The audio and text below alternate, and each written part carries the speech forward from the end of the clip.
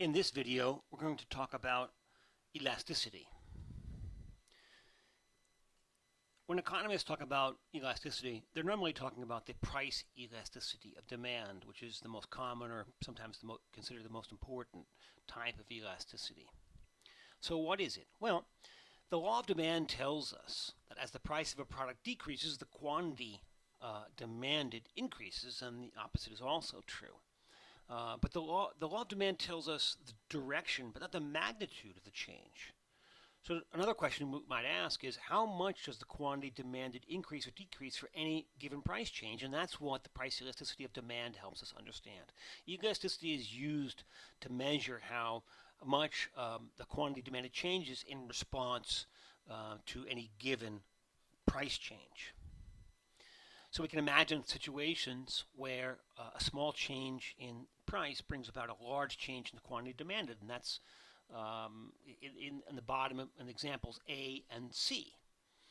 Conversely, we can have a situation where a large change in the price only brings about a small change in the quantity demanded, and that would be in B and D. So the price elasticity of demand helps us understand and helps us estimate how sensitive demand is to changes in price. We say that demand is elastic. If a small decrease in a price creates a large increase in the quantity demanded, as you see in the top graph. Conversely, we say that demand is inelastic. We have inelastic demand if a large decrease in the price only creates a small increase in the quantity demanded. So the top curve is an example of an elastic demand curve where quantity demanded is very responsive to price. The bottom curve is an inelastic demand curve where the quantity demanded is not very sensitive or responsive to changes in price. Now, we can understand this maybe a little bit better if we look at the formula on how we calculate the price elasticity of demand. So the numerator is the percentage change in the quantity demanded. The denominator is the percentage change in price. And so if we take an example of pizzas, maybe we have a starting point at $20.50, we're selling 9 pizzas an hour. If we then lower the price by $1 to $19.50, we sell 2 more pizzas or 11 pizzas. The quantity demanded increases to 11. So the price falls by $1. The quantity demanded increases by 2 pizzas per hour. Now, we have to use our formula here, and then we can figure that the percentage change in the quantity demanded is equal to remember on the numerator, the top is the percentage change in the quantity demanded. So we have 2 pizzas was the change in the quantity demanded, the increase of 2 pizzas, divided by the average number of pizzas, which in this case is 10. We started out with 9, ended up with 11. The average is 10. So 2 over 10 is a 20%. So that goes on the top. That's the numerator, 20%. And then on the bottom, we can see the percentage change in price. The price changed by $1. The average price was 20. So we went from 20.50 to 19.50. The average price was 20, so it's $1 divided by 20, so it's 5%. So the percentage change in the quantity demanded was 20%. The percentage change in price was 5%, and we put in their proper spots here. We see that we have 20% divided by 5%, or 4. So the price elasticity of demand is 4. Now, if the percentage change in the quantity demanded is greater than percentage change in price, that means if the numerator in this case, the percentage change in quantity, is greater than the denominator, the percentage change in price, the price elasticity of demand is going to be greater than 1. And in those situations, we have elastic demand. We have demand where the quantity demanded is very responsive to changes in price. Now, conversely, when the price elasticity of demand, when you do all the calculations, is less than 1, then we have inelastic demand. That means the denominator, the percentage change in price, was bigger than the numerator, the percentage change in quantity, and we have inelastic demand. And when we do the calculation, the number is going to be less than 1. So, going back to our earlier example, when the price elasticity of demand is greater than 1, we have elastic demand. We have a large change in the quantity demanded. The change in the quantity demanded is greater than the change in the price. When the price elasticity of demand is less than 1, then we have inelastic demand. The change in the quantity demanded is less than the percentage change in the price. And so we can have really a number of different situations. We can have elastic demand. We can have inelastic demand. Elastic demand, again, is when the quantity demanded is very responsive to changes in price. Inelastic demand is when the quantity demanded is not very responsive to changes in price. We can also have unit elastic demand, where the quantity demanded changes proportionally to changes in price. And we can also have inelastic demand, perfectly inelastic demand and perfectly elastic demand, which I'll talk about in the next couple of slides. So here's a review of elastic demand. The percentage change in the quantity demand is greater than the percentage change in price. And the important thing to remember is the elasticity in that situation is always going to be greater than 1. With elastic demand, the elasticity is greater than 1. With inelastic demand, the percentage change in the quantity demanded is less than the percentage change in price, and the price elasticity is less than 1. We can have a situation where the percentage change in the quantity demanded and the percentage change in the price are equal. They're proportional. And in that case, the numerator and the denominator are going to be the same, and the elasticity is equal to 1.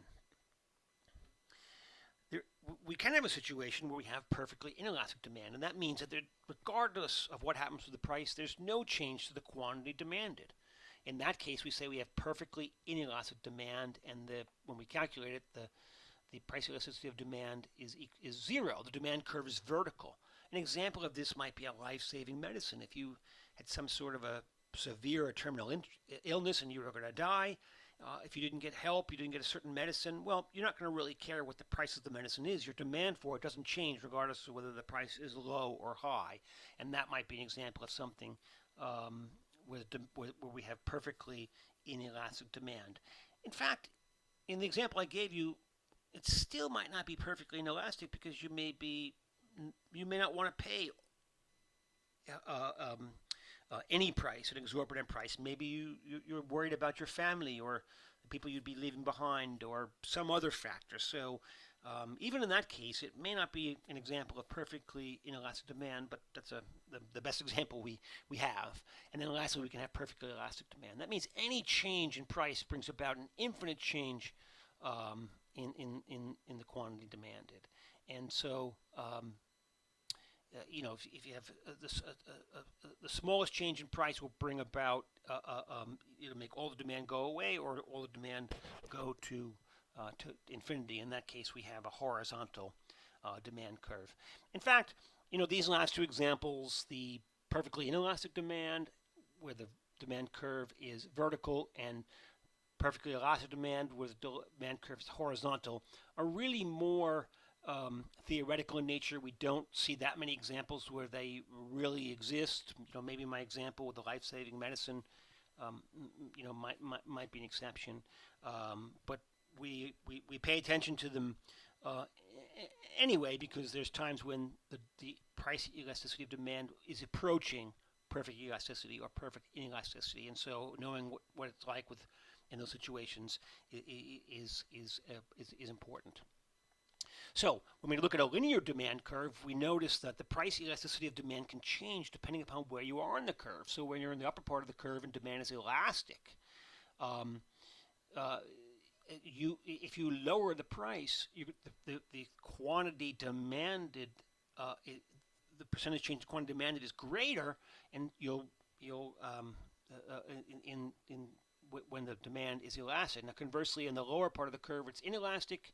Changes in price bring about a smaller change in the quantity demanded. So we can see that the elasticity along a linear demand curve changes depending upon where you are. And then in the middle point, the price elasticity of demand is equal to 1. The reason this is important is because depending on if you're on the elastic part of the demand curve or the inelastic part of the demand curve might change your pricing strategy. If you're on the elastic part of the demand curve, you probably want to lower prices because you get a better, you get an incremental increase in quantity demanded. And if you're on the inelastic part of the demand curve, you probably don't want to lower prices. It's not going to do very much. In fact, you probably want to raise prices. So where you are on the demand curve, whether you're on the elastic part or the inelastic part, matters in terms of your pricing strategy and your pricing actions. So why does it matter? Because total revenue is dependent upon elasticity. Total revenue is defined by price times quantity, and elasticity measures the responsiveness of quantity to price. So total revenue depends upon the price elasticity of demand. So when prices change, total revenue also changes. Sometimes when we lower a price, if the price elasticity of demand is elastic, then the total revenue is going to increase. If we lower a price when the price elasticity of demand is inelastic, then in fact lowering the price will wind up resulting in less revenue. So we can remember that when it comes to elasticity and the price elasticity of demand, that a change in total revenue will result from a change in price, and that depends on the elasticity of demand. If demand is elastic and we lower price, we will increase total revenue. If demand is inelastic and we lower price, then we will decrease total revenue. The opposite is also true. We can see here, going back to our example of the linear demand curve, when we are lowering prices on the elastic part of the demand curve, the total revenue, which is in the bottom, is increasing. At some point, that's where, at the midpoint, the inelastic point, the total revenue is at a maximum. And then, if we continue to lower prices, we're on the inelastic part of the demand curve, and total revenue will decrease. So if we're on the upper part of the demand curve, it makes sense to lower prices if we want to increase total revenue. On the lower part of the demand curve, in fact, it makes sense to raise prices if we want to increase total revenue. We can see an example here where the product has a price of $100 and a quantity demanded of 20. If demand is elastic, here's an example where the demand is equal to 2. 2 is greater than 1, so we know that it's elastic. If we lower the price to $90, we increase the quantity to 24, and the total revenue is higher. It's $21.60. You see, the 10% reduction in the price created a 20% increase in the quantity demanded, and total revenue is higher. Now, if we're in the demand is elastic and we raise the price, here we raised it by 10%, well, the quantity declines goes down to 16. We have the opposite situation, and total revenue declines. The bottom is an example where the elasticity it's inelastic. It's less than 1. In fact, here it's 0.5. So if we lower the price to $80, we get only a small increase in the quantity demanded to 22, and the total revenue goes down. Here, if we raise the price by $20, sure, we have less sales. We go from 20 to 18, but the benefits of the increased price far outweighs the lower quantity, and the total revenue increases. Now, there's a number of factors that influence the elasticity of demand. The first one is the amount of close substitutes. So the more close substitutes there are for a product, the more consumers can be price sensitive, the more they can make substitutes of one product or another. So the greater there are close substitutes exist in a market, the greater is the elasticity of demand. Secondly, the proportion of income that consumers spend on a good, the larger is the amount of income that a person's income they spend on a particular good, like an airline flight or a vacation or a house, the more price sensitive people are going to be. It makes sense for them to take the time to understand the prices and maybe shop around and find other things to do. When the thing we're buying represents a very tiny or a small amount of our income, it makes less sense for us to be price sensitive. This might be an example of a cup of coffee, whether it's $1 or $1.20 or $1.50. We don't really care so much. It's a very small in the scheme of things compared to our income, whereas an airline flight being $500 or $1,000 might might have a much greater impact on our budget and our standard of living. So the size of the transaction, the proportion of income that we spend on it, will impact the amount of elasticity. And the last factor is time. The more time we have to adjust to price changes, the longer, the more elastic the demand for the product will be. If we have time to look at substitutes, if we have time to look at other alternatives, then we're more able to consider those things, and the price elasticity of demand becomes much more elastic. Time works in the favor of consumers in that case. Now, there's other types of elasticity. Now, the main one that we focused on, and the one that economists spend the most time on, is the price elasticity of demand. You can also have an income elasticity of demand. That measures how the quantity demanded changes in response to a change in income. We know that when people have higher incomes, the quantity demand will increase because they demand more of everything. But again, that's a directional thing. What is the magnitude? The income elasticity of demand helps us understand that. And so if a product is income elastic, as people's incomes increase, the demand for those products will increase even more. We can have products that are income inelastic, meaning that they're not that affected by changes in people's incomes. They're not very responsive to changes in people's incomes, so they're not really that income dependent. There are some cases where the income elasticity can be negative, less than zero. These are examples of inferior goods, meaning that people demand less of them as their income increases. And these might be things like Scrapple and Kool-Aid, and fast food may be the best example of an inferior good. We only have a higher demand for them because we have lower incomes, and when we have a higher income, our demand for those goes away. In a similar way, we can have a price elasticity of supply. So what is the responsiveness to the quantity supplied to a change in price? And I won't go into too many details, but it works similar to the price elasticity of demand. You can have elastic supply or inelastic supply. Cases where supply is very responsive to changes in price, and cases where supply, or the quantity supplied, is not very responsive to any changes that you might have in price. And but for our purposes, the main one that I would like you to focus on is the price elasticity of demand. When demand is elastic, the quantity demanded is very sensitive to changes in price, and lowering the price of a product will increase total revenue. When demand is inelastic, the quantity demanded is not very price sensitive, doesn't really respond that much to changes in price. And in those cases, lowering the price will decrease total revenue. And in fact, the best pricing strategy is for you to increase prices if you want to increase total